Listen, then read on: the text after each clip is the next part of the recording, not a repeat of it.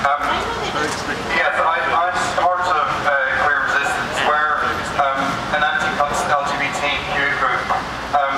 We had 7 of our people arrested on the day of the wedding.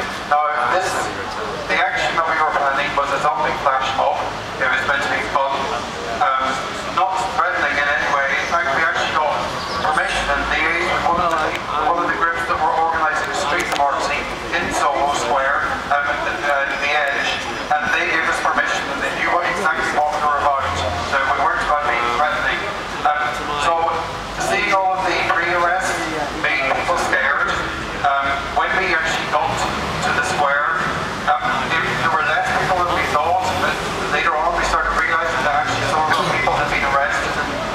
So we had 7 people arrested.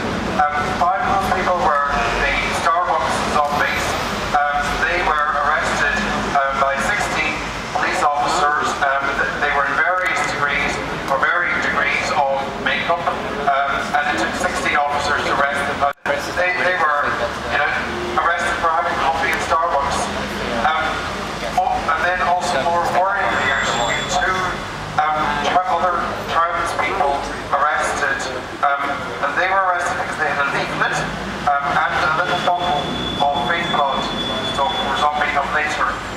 These 2 trans people, they alleged sexual assault in police custody.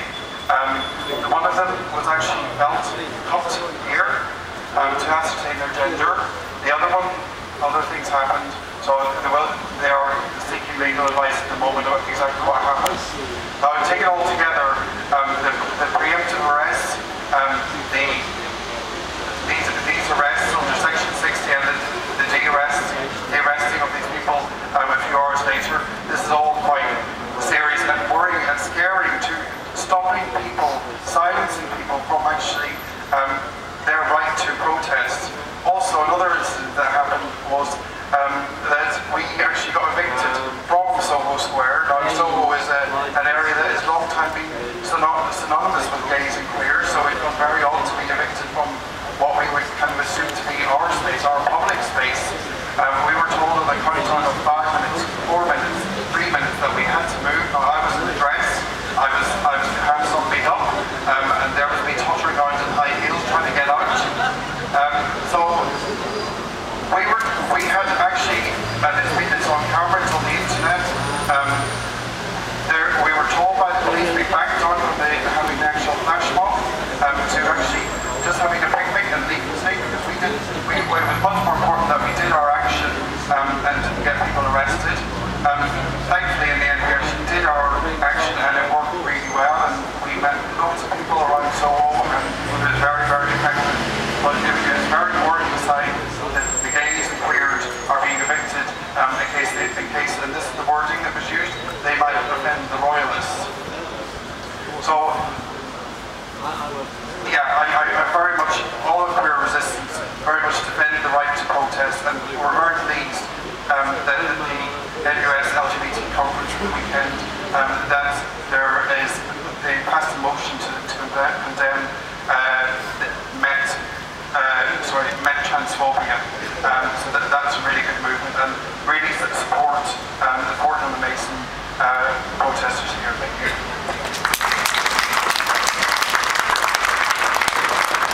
Thanks a lot, Ron. And it's worth knowing that there are quite a number of people that were arrested on the pre-crime charges that aren't able to be with us today, including Chris Knight and Charlie Beach, because they have been banned from the whole of the greater London area until they get to go back to their bail charges. So last up, I want to bring Mark from the National Union of Students, who back the Defend the Right to Protest campaign nationally.